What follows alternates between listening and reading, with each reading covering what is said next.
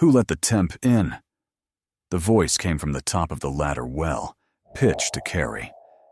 Damage Controlman First Class Bryce Fenner, 29 years old, stood on the grating of a ship that had never touched water and grinned down at a compartment full of recruits, and the recruits, 81 of them, Division 219, 3 days from the end of everything they thought was hard, laughed the way young people laugh when a man with a collar device invites them to. The woman at the hose station did not move. She was 46, dark hair pulled back tight, civilian blouse, gray slacks, a lanyard with a visitor badge that read, M. Kessler, contractor, and nothing else. Her right hand rested on the folded length of a 2.5-inch hose, not leaning, resting. The way a hand rests on a railing it is known for a long time. "Ma'am, that's a training device," Fenner said, coming down the ladder with the ease of a man who owned the room and knew it. "It's not a coat rack. Records office is in the other building. The one with the carpet." More laughter. A tall recruit near the front, Seaman Recruit Cade Purcell, 19, jaw like a recruiting poster, laughed loudest, checking Fenner's face while he did it, the way a dog checks its owner. The woman took her hand off the hose. "My mistake," she said. 3 words. Even. She stepped back 1 pace, exactly 1, and the compartment went back to its business, and the morning swallowed the moment the way mornings do. It was 0800 on the 1st of July, 2026, inside the battle station's trainer at Naval Station Great Lakes, a building the size of a hangar with a destroyer grown inside it. Steel decks, knee knockers, ladder wells, and berthing compartments, and a fire main that pushed real water at real pressure through mock passageways where smoke machines waited behind the vents. Recruits came here on their final night of boot camp and fought the ship for 12 hours. The Navy had built a storm and put it indoors. The paperwork that had put Marin Kessler inside it was 11 days old and wrong. The schoolhouse had requisitioned a contract records technician, digitization backlog, start date Monday. The badge office, overworked and undermanned, had seen a civilian named Kessler on an access list and printed the badge without reading the second page. She had looked at the badge and looked at the trainer through the fence and let it stand. 10 days. 10 quiet days to walk the spaces before the spaces belonged to her. Some officers wanted a brief and a binder before a change of command. She had always preferred the deck plates. Fenner gathered Division 219 at the hose station she had touched and held up the Y-gate like a preacher with a text. "Somebody seated this coupling wrong," he announced. "This is why civilians don't touch the trainer. Gasket sits proud. You lose pressure at the gate, your fire team dies in a passageway. Watch." He seated it wrong. He seated it wrong with total confidence, a quarter turn shy. The gasket cocked 2 degrees off its shoulder, and 81 recruits wrote it down in their heads as gospel, because he wore the uniform, and the woman by the records cart did not. Kessler crossed behind the division while they scribbled. She did not appear to look at the Y-gate at all. Her hand went out, turned the coupling a quarter turn with a small, dry click, palmed the gasket flush, and was back on the cart handle before the nearest recruit looked up. The whole correction took 4 seconds, and she performed it the way other people breathe. One recruit saw it. A small, serious 19-year-old named Tessa Vaught, 3rd row, who had been the only one not laughing at 0800. Vaught looked at the coupling, looked at the woman's retreating back, said nothing, wrote something different in her notebook, and one other man saw it, from the shadows of the control mezzanine, through glass that had watched 14 years of pretend fires. Otis Granger, 61, civilian simulator technician, was a master chief the way a retired judge is still a judge. The title had soaked into the bone, and no paperwork could get it back out. 30 years in Hools, 11 of them teaching this building to burn on schedule. He watched the woman in the civilian blouse step over the knee knockers without breaking stride, without looking down. Nobody clears the first frame of this building without looking down. Office temps hit that steel lip like it insulted them. And he watched her eyes travel the overhead vents, left to right, reading airflow the way musicians read a page. Office temps trip on the first frame, Granger said, to no one in the empty mezzanine. Below him, the woman stopped at the aft bulkhead of the mock engine room. The compartment was cold iron. Nothing ran. Nothing hummed. She laid her hand flat against the steel anyway, held it there 4 seconds, listening through her palm for machinery that did not exist, for vibration the building had never once produced, and something crossed her face that was almost a smile. Granger turned from the glass. In the bottom drawer of his tool crib, under coiled det cord for the smoke charges and a coffee can of pipe fittings, lay a gray binder he had not opened in years. Dust on the spine. 7 block letters on the dust. Halloway. He pulled it out. The second morning, Division 219 failed a hose advance, and the hose won. 2.5-inch line, charged, 4 recruits on it, moving up a mock passageway toward a red strobe pretending to be a fire. The nozzle man opened too fast. The line kicked like something alive. It is something alive. 150 pounds per square inch of alive. And the whip threw Cade Purcell off the number 2 position and put him on the deck plates hard enough to bounce. Fenner stopped the evolution. He had a gift for stopping evolutions in a way that assigned blame before anyone spoke. Somebody, he said, walking the line, wasn't braced. Somebody thinks the ocean cares about your feelings. Reset it. They reset it. The line kicked again.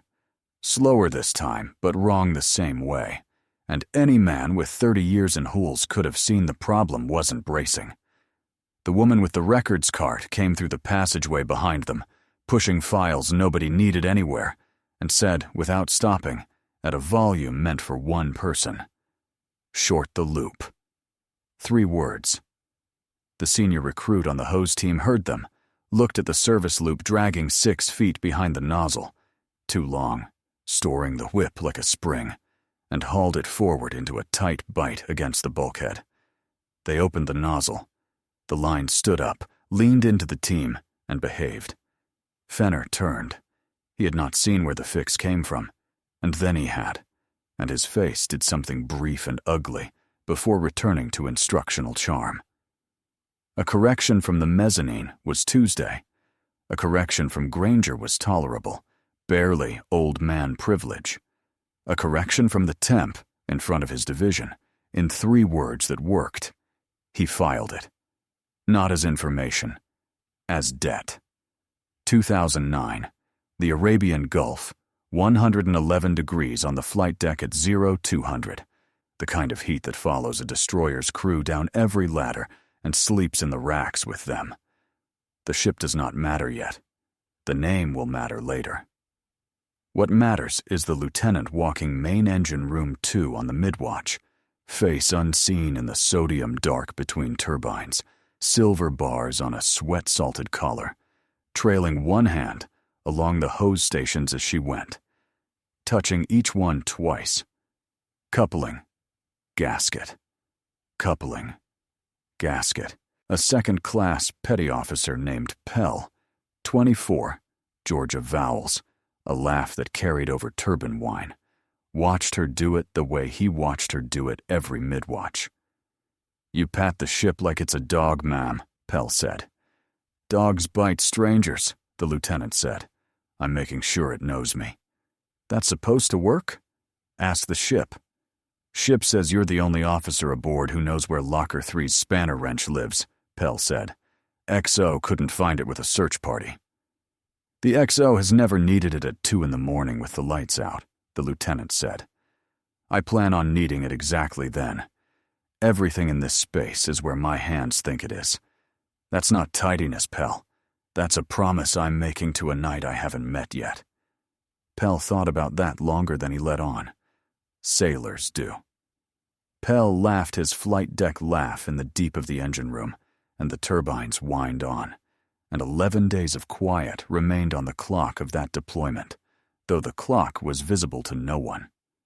At Great Lakes, on the second afternoon, Otis Granger ran a quiet experiment, because Master Chiefs conduct experiments the way scientists do, except the paperwork is invisible.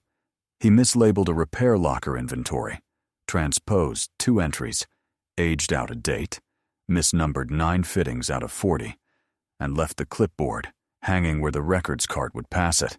An office temp would file it. A yeoman would retype it. He wanted to know what this woman would do with a wrong ship.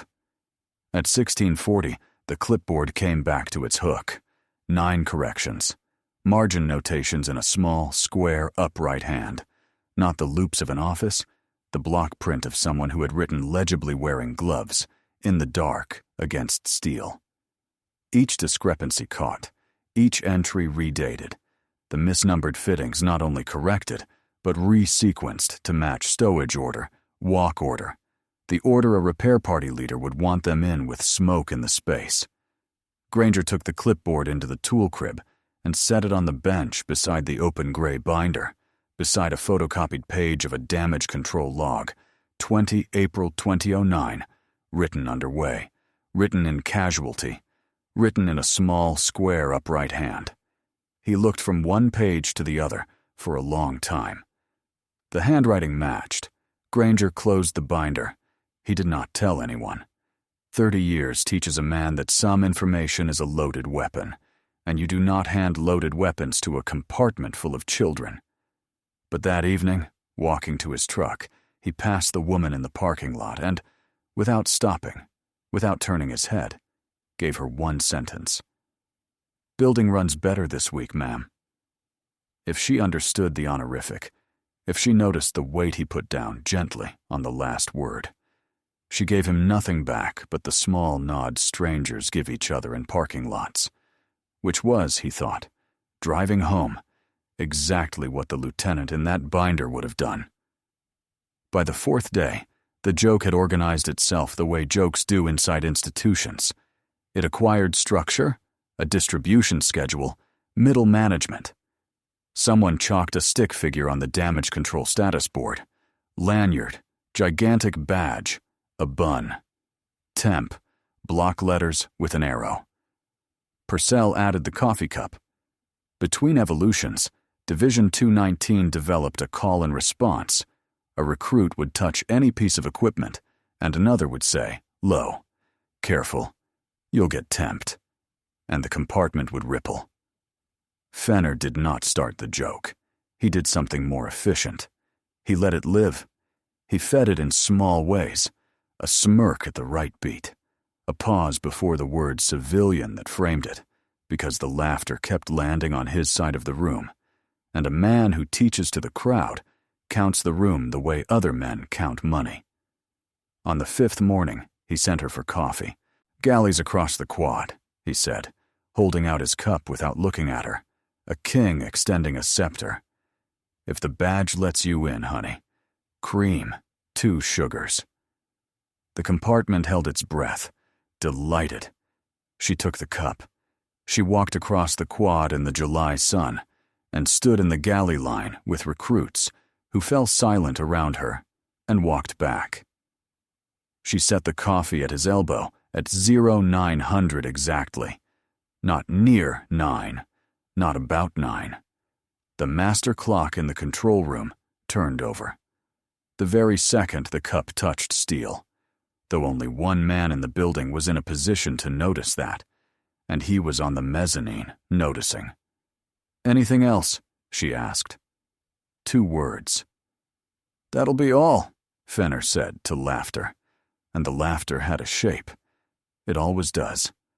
A ring, with one woman standing in the center of it, perfectly still.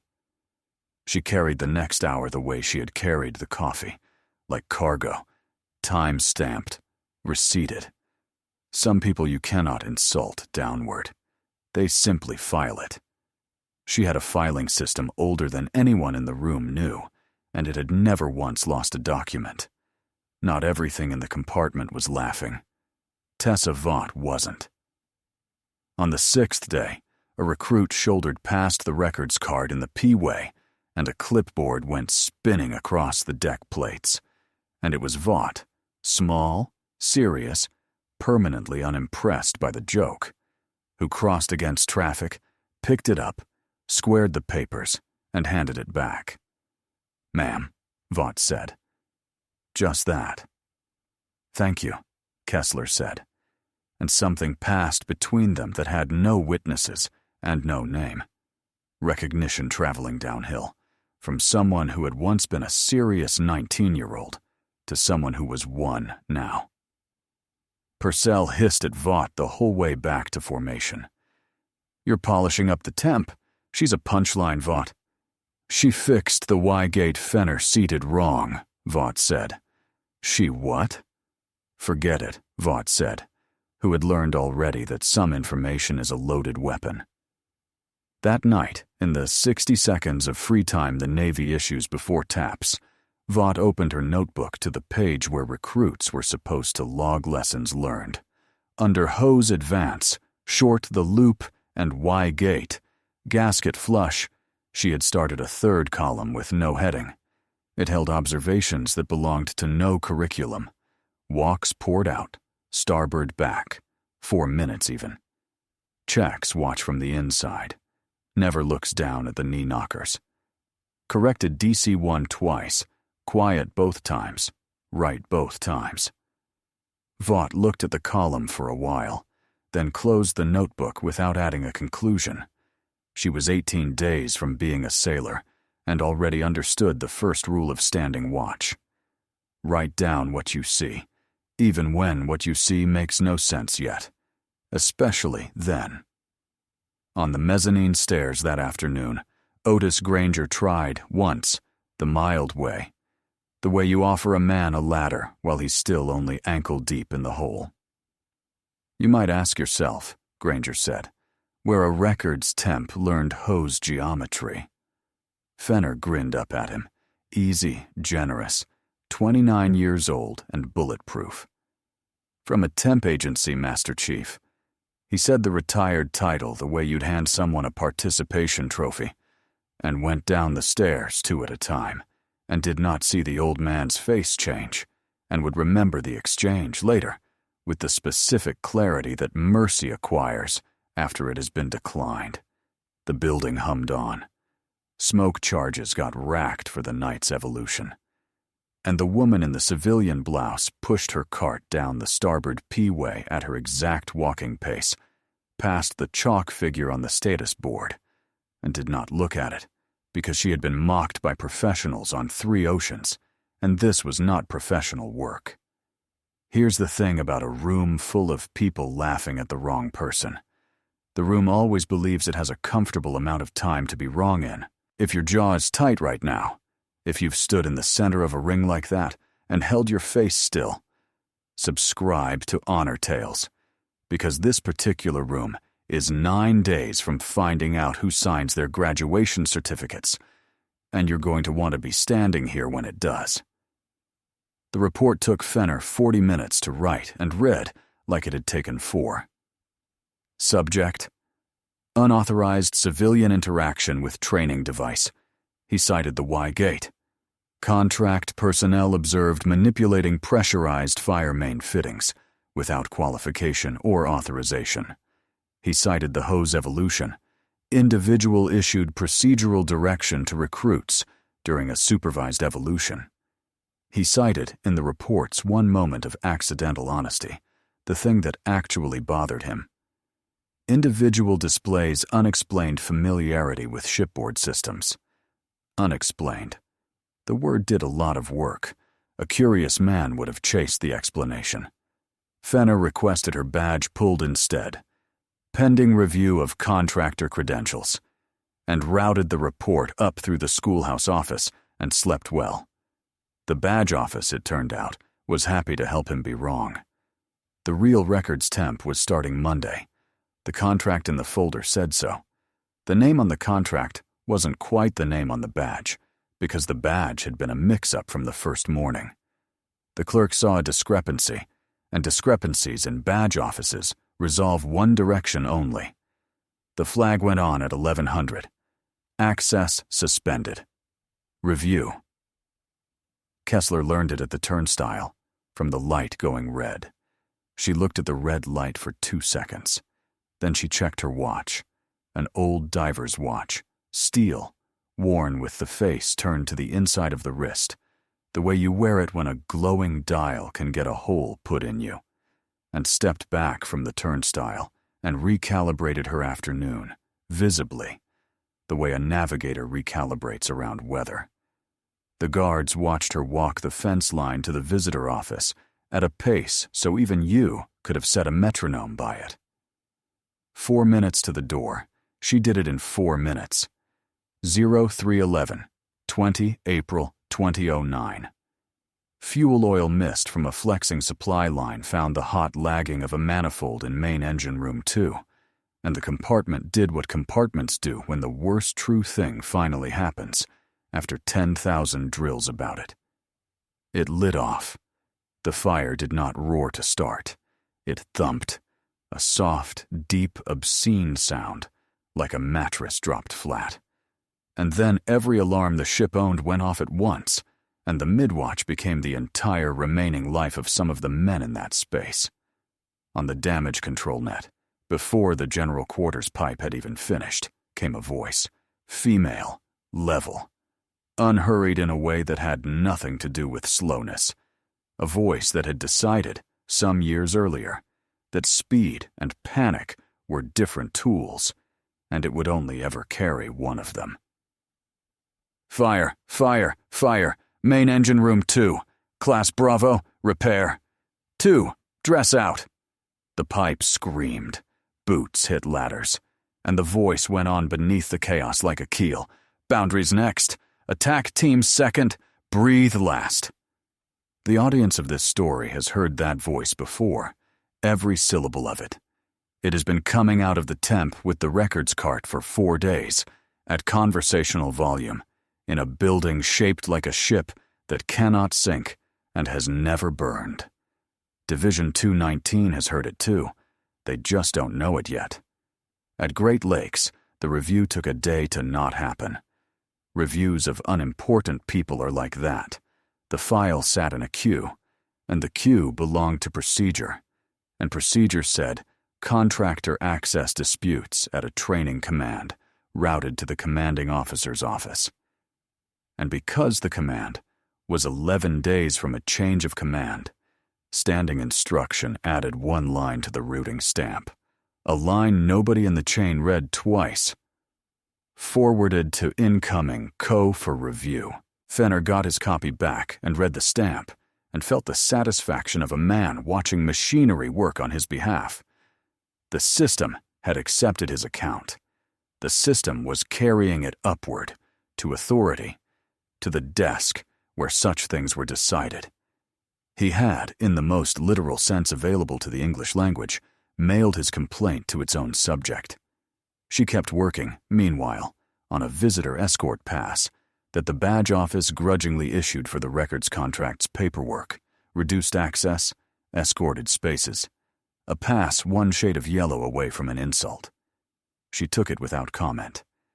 And the building, if you knew how to watch it, began to organize itself quietly around her, the way iron filings organize around something you can't see. She walked the P-ways at exact 4-minute intervals, port side out, starboard back, the pattern of a sounding and security watch that no one had assigned her. She stood a moment at each hose station without appearing to stop, her wrist turned, twice an hour, checking a watch face that pointed at her pulse. Granger tracked her circuit from the mezzanine with the binder open on his knees, and understood, with the specific vertigo of a man watching a legend do laps, that she was not killing time. She was standing watch, on his building, on the children in it. The routing stamp sat in a folder in an empty office, waiting for its owner to arrive and read it, The folder had no idea what it was holding. Neither did the man who'd filled it. Granger went into the archive cage on the 8th day and stayed there through lunch. The cage held the schoolhouse's institutional memory, curriculum revisions, incident files, the provenance records for every training aid in the building. He pulled the folder for the damage control doctrine film. The one every recruit division watched twice and heard in fragments 100 times. The film whose lines recruits recited in their racks the night before battle stations the way other generations had recited prayers. Most of the folder was routing memos, but page 4 was a studio session log, 2011, Naval Service Training Command, and stapled behind it, the incident audio provenance sheet, and on the sheet a line of type he had walked past for years without reading. Incident audio, USS Halloway, DDG, 20th of April 2009. Net speaker, LTM Kessler, damage control assistant. Granger owned a set of ancient headphones and a cassette deck old enough to vote. He played 10 seconds of the archived net audio. 10 seconds only. Boundaries next. Attack team second. Breathe last. His hands went still on the bench. In the trainer below, faint through the decking, he could hear the records cart's wheels moving up the starboard P-way at the pace of a metronome. The same afternoon, a recruit from Division 219 stood at the Sims net box, fumbling the report format for a mock fuel fire, while Fenner ran the drill from the console. "There's smoke in the, we have a fire in—" "You're dead," Fenner called, bored. Again. The recruit reset, flustered, worse. The records cart came through the compartment on its exact schedule, and the temp said, in passing, flat and quiet, to the recruit and no one else, "Fire, fire, fire. Then location. Then class. Then who you need. Breathe last." The recruit said it that way. The recruit passed. And here, right here, the two halves of this story touched for the first time, because the audience has now heard that cadence twice. Once from a lieutenant on a burning destroyer 17 years ago, and once from a woman pushing a records cart through a fake ship, and the cadence is not similar. It is identical. Word, weight, and interval. The same voice, older, saying the same catechism, because she is the same woman, and the film Division 219 has memorized is not narration. It's her worst night, playing on a loop for children. Nobody in the compartment heard the ship of it. Fenner heard only the dead again, corrected again in front of his drill, and this time he decided to collect in public. But first, the fence line. Granger caught up to her at the end of the day, off the record. 2 civilians in a parking lot with the trainer's superstructure throwing its long fake shadow across the asphalt. "I did 30 years, Granger said. "I know what a DCA's hands look like." She looked at him for a moment. The evaluation was brief and complete, the way a triage is. "Then you know what patience looks like," she said. "I know what it costs," he said. "There a reason you're paying it?" 10 more days of quiet," she said. "There are worse prices." He asked nothing else. Master Chiefs and Lieutenants had been having this conversation for 200 years. The whole exchange, fully loaded in under 30 words. And he walked to his truck feeling 20 years younger and appallingly afraid for the young man running tomorrow's contest. Because there was a contest coming. Fenner announced it the next morning with the generosity of a man laying a trap in daylight. The fire main scenario board, the alignment puzzle his divisions failed 6 times out of 10, valves and cross-connects, and a casualty cascade on a shot clock. Schoolhouse record, 4 minutes 40. He invited the temp to the console with a sweep of the arm, and invited the compartment to watch, and said it, the words that were going to follow him down every P-way of his career. "Watch and learn, honey." She sat down. She looked at the board for one breath, the way you look at an old photograph of your own house. Her hands went to the console and the compartment got its show. just not the one it had been promised. The scenario opened with a ruptured cross-connect and cascaded on schedule. Pressure bleeding aft, a simulated pump tripping offline, 3 casualty flags stacking up on the shot clock.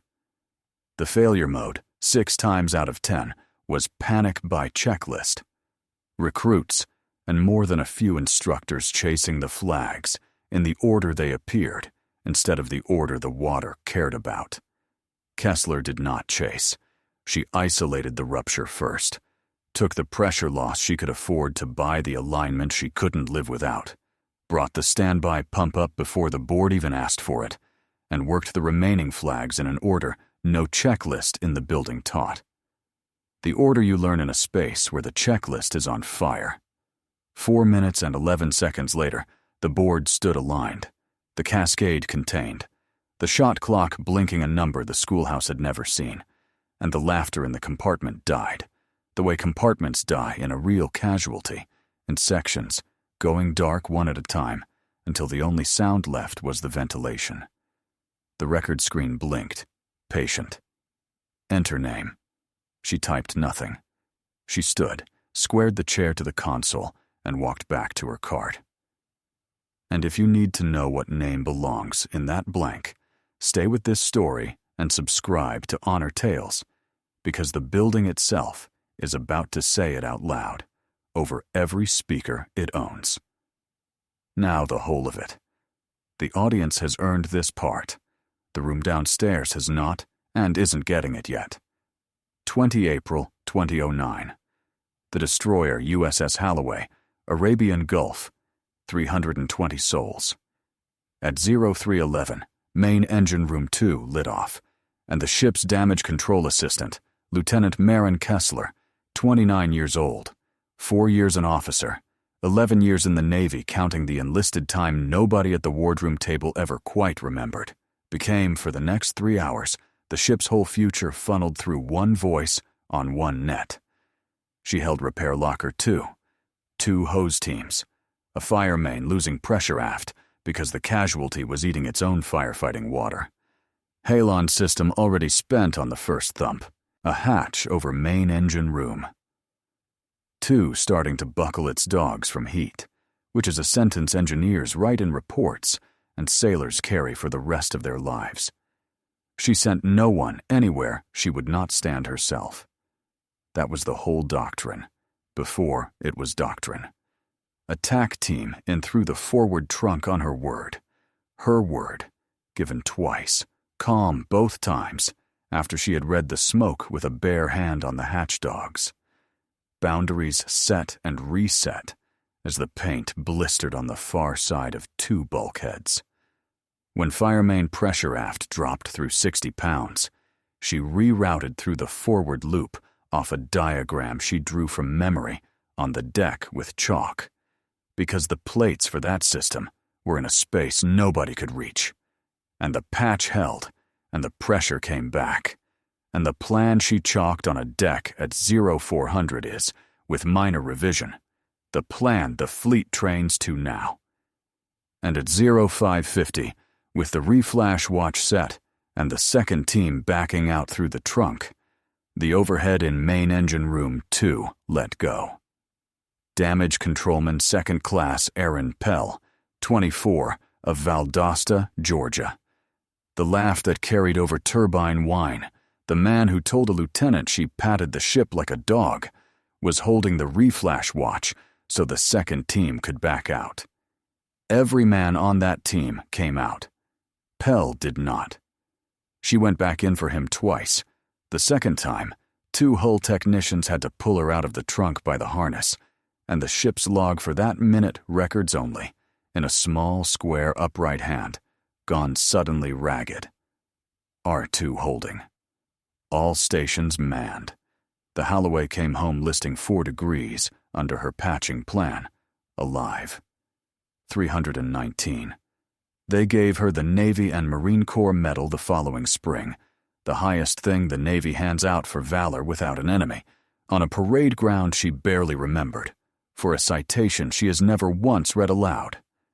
She declined the transfer ashore that traditionally follows, she went back to sea. But in 2011, Naval Service Training Command rebuilt the recruit damage control curriculum around the Holloway casualty, and they asked her to record narration, and she sat in a studio ashore for one afternoon and gave them their lines. The editors kept almost none of it. They kept cutting back to the real net audio instead, the actual traffic, because no actor and no narrator could say repair to, dress out the way she had said it. And she had said it that way for the simplest reason in the world. She wasn't acting. In her wallet, behind the ID card, lives a piece of paper folded to the softness of cloth. One line in a mother's handwriting from Valdosta, Georgia. Teach them the way you taught him. That letter is why, when the Navy offered Captain Maren Kessler a training command, she took orders to the one place a surface sailor's story begins. That letter is why she has spent 9 days being a punchline with a records cart and counted the days cheap at the price. Let them laugh. The fake ship downstairs was built out of her worst night, and they play it for children, and it should, internal, held, certain. It should be taught by someone who was there. On the 9th evening, her phone buzzed twice on the rack of her temporary quarters. The change of command brief, moved to July 15th, and the schoolhouse schedule, Division 219, battle stations, night of July 14th. She looked at the yellow escort pass on the desk and the flag on her file, and did the arithmetic of the calendar closing on itself, and let all of it stand exactly as it was. They had decided she was nobody. She would walk into that building one more time as exactly what they had decided she was. In the trainer, on his cart of gear for battle stations night, Bryce Fenner racked the smoke charges, checked the fog oil, and set the film canister in its slot for the berthing compartment screens. The label on the canister, worn half away by 14 years of handling, read, DC Doctrine. Film. Holloway Incident Audio. Restricted. He'd cued it 200 times. He had never once read it. The bright line got crossed on the morning of the 14th, in front of everyone, on camera. Fenner had spent a night deciding the contest had been a trick, a memorized solution, a lucky board, something. Men like Fenner can metabolize almost anything except being smaller than the room thought they were, and by morning he had converted humiliation into administrative energy, which is the most dangerous conversion an institution offers.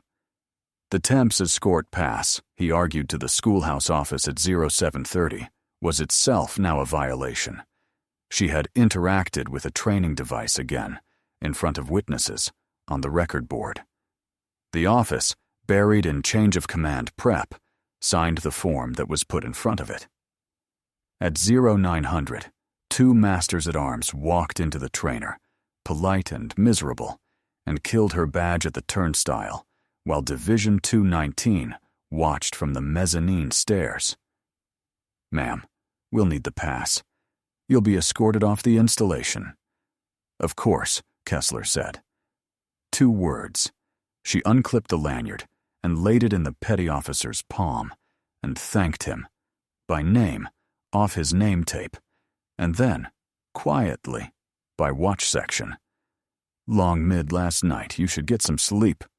And the young master-at-arms blinked at her, because how did she, and stood aside. Purcell had his phone up, filming, grinning, until Tessa Vaught reached over without looking at him and pushed his hand down with a flat force that surprised them both. Fenner supervised the whole thing with his arms folded and could not resist the coda.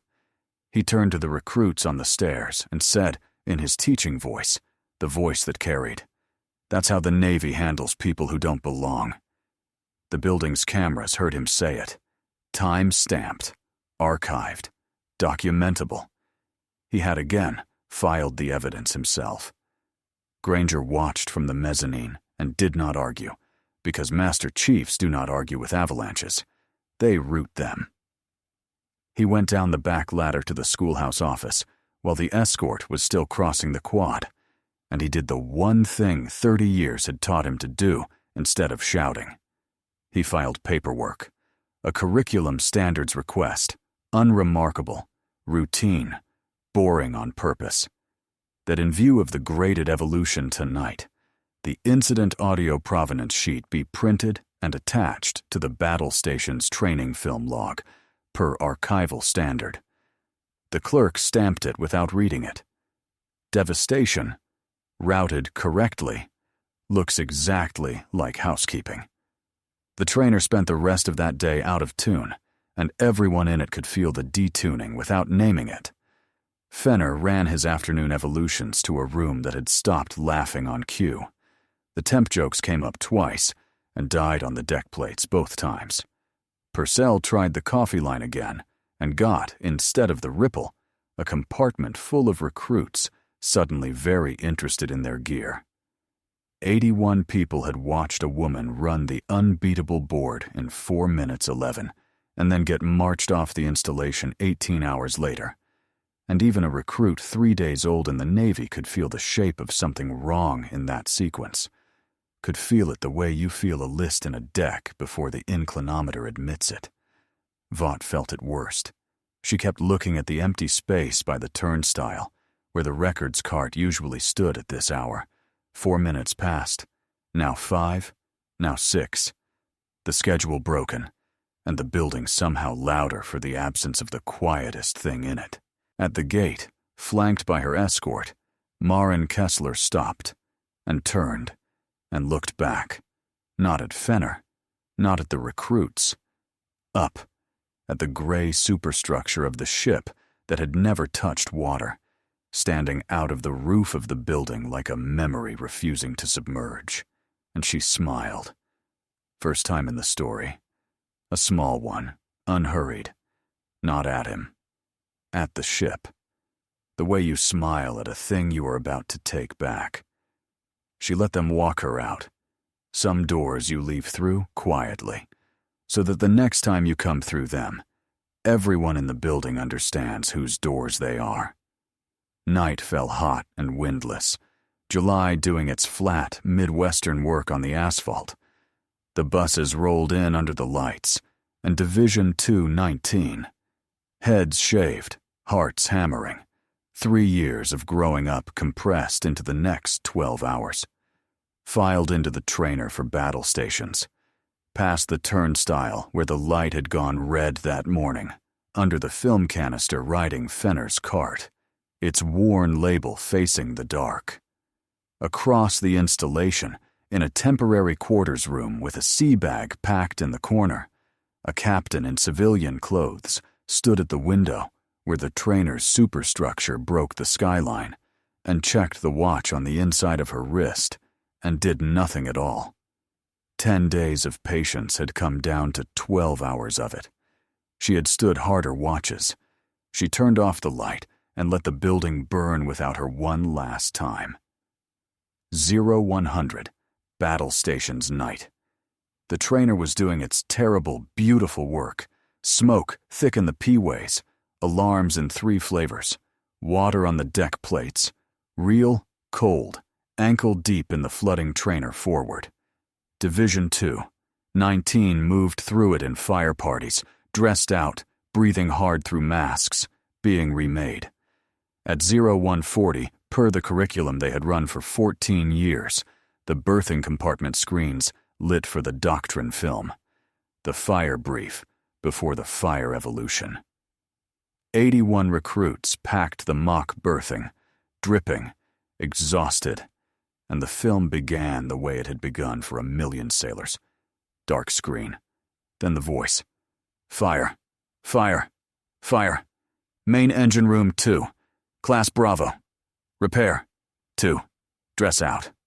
Half the compartment mouthed it along with her. Vought said it out loud, from memory, eyes closed. Every recruit did. Every division had. Generations of them. The catechism. Boundaries next. Attack team second. Breathe last. And then, in the smoky dark, a strange current moved through Division 219. It started nowhere in particular. A recruit's mouth stopped mid-syllable. Another's head tilted. Vaught's eyes came open. They knew that voice. Not from the film. From the P-ways. From short, the loop. From then location, then class, then who you need. From a woman with a records cart and a punchline for a name, saying the catechism at conversational volume for 9 days while they laughed. Purcell stood in the ankle-deep water with his ears roaring, doing the math of every joke he had told, and arriving, item by item, at the total. The stick figure on the status board, the coffee. If the badge lets you in, honey, careful, you'll get temped. Each entry surfaced with a time and a place attached, the way sins do when the accounting finally opens. And at the bottom of the column stood the woman on the film, 17 years younger, holding a burning compartment, steady with her voice, while he had added the coffee cup to the chalk drawing. He did not laugh. He was never, in any complete sense, going to laugh again. The film ran on. Recruits who had mouthed the catechism 100 times heard it now, as if for the first time, because it had a face, and the face had pushed a cart past their bunks, and there is no instruction the Navy can write that teaches what that moment taught 81 people about the cost of deciding who somebody is by their badge. At the log station by the hatch, Otis Granger did what the curriculum standards request he'd filed that morning now required. He lifted the provenance sheet and read the attached line aloud, per archival standard, in the voice master chiefs are issued at the 20-year mark, the one that carries through smoke and alarms and 14 years of not being listened to. Incident audio, USS Halloway, 20 April, 2009. Net speaker, Lieutenant Maren Kessler, Damage Control Assistant.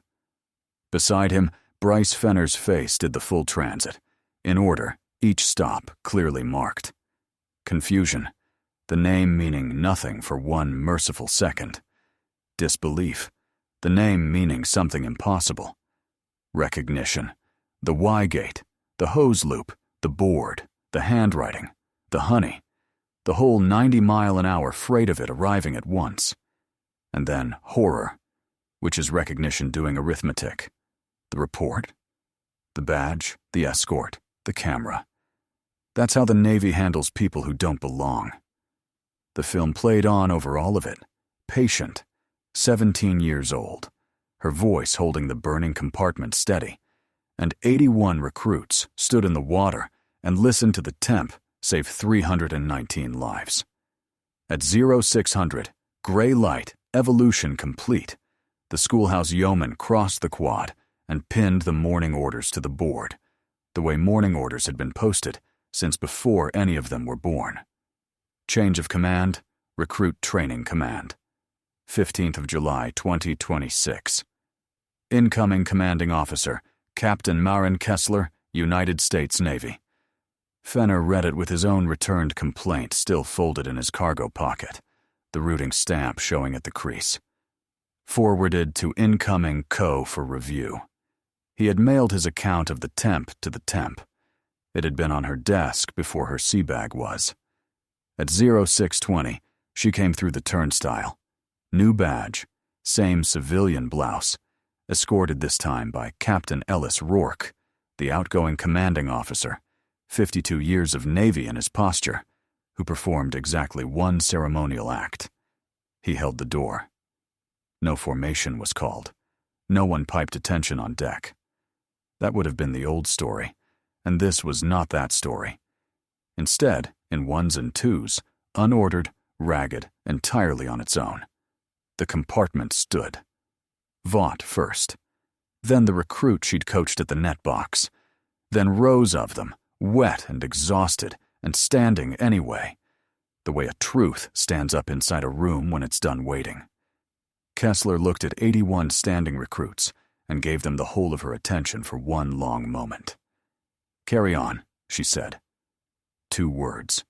They would repeat those two words to each other for the rest of their lives. At the log station, the paused film held its frame. Her 17 years younger voice stopped mid-sentence on the screen. And down the passageway, in the schoolhouse office, a light came on at 0622, her office now, the door standing open, and inside it, visible from the P-way where Fenner stood very still, one chair, waiting, squared exactly to the desk. There were no handcuffs. Handcuffs would have been easier. At 0700, Kessler sat behind a desk that had been hers for less than an hour, with Rourke standing at the window as continuity and Granger at the wall as memory, and read Bryce Fenner's report back to Bryce Fenner, line by line, in a voice that never once rose. Unauthorized civilian interaction with a training device. A pause.